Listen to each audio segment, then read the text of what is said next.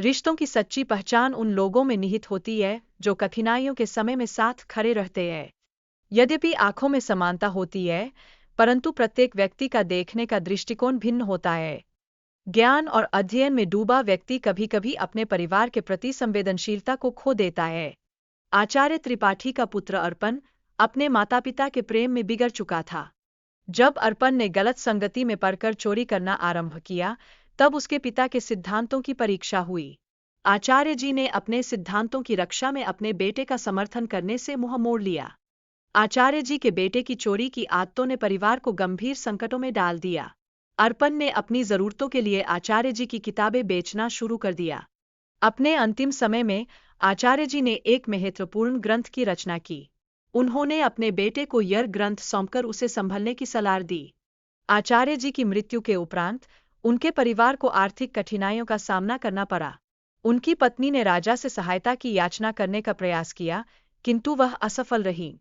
अर्पण काम की खोज में कई स्थानों पर प्रयास करता रहा, परंतु उसकी खराब छवि के कारण कोई भी उसे नौकरी पर नहीं रख सका। इस समाज की बेरुखी ने उसे और अधिक निराश किया।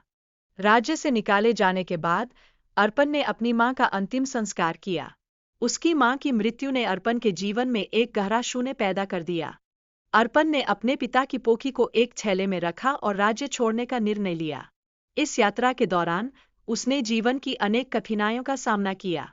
युवराज की बलि की कहानी यह स्पष्ट करती है कि जीवन में सत्य का पालन कितना महत्वपूर्ण है। यह हमें यह भी सिखाती है कि गलतियों से सीखना चाहिए। कहानी में भोजपत्र के श्लोकों का उल्लेख जीवन के महत्वपूर्ण पाठ प्रदान करता है। ये पाठ हमें दूसरों के जीवन को महत्व देने की प्रेरणा देते हैं। इस कहानी में वनवासियों का युवराज को मुक्त करना इस तथ्य को दर्शाता है कि सत्य की शक्ति से दिलों में परिवर्तन संभव है। यह हमें सहानुभूति और समझ की आवश्यकता का अभिप्राय देता है। राजा रुद्र प्रताप ने श्लोकों से सजाए गए भोजपत्र की खोज का आदेश दिया, जो ज्ञान की खोज के महत्व को दर्शाता है। अर्पण की भूख और उसकी कठिनाइयां उसे राजमहल तक पहुंचाती है, जहां उसकी विद्या और क्षमताओं की पहचान होती है। अर्पण ने अपनी संपत्ति को गरीब बच्चों की विद्या के लिए समर्पित किया, जिससे समाज में सकारात्मक बदलाव लाने का एक महत्वपूर्ण संदेश मिलता है।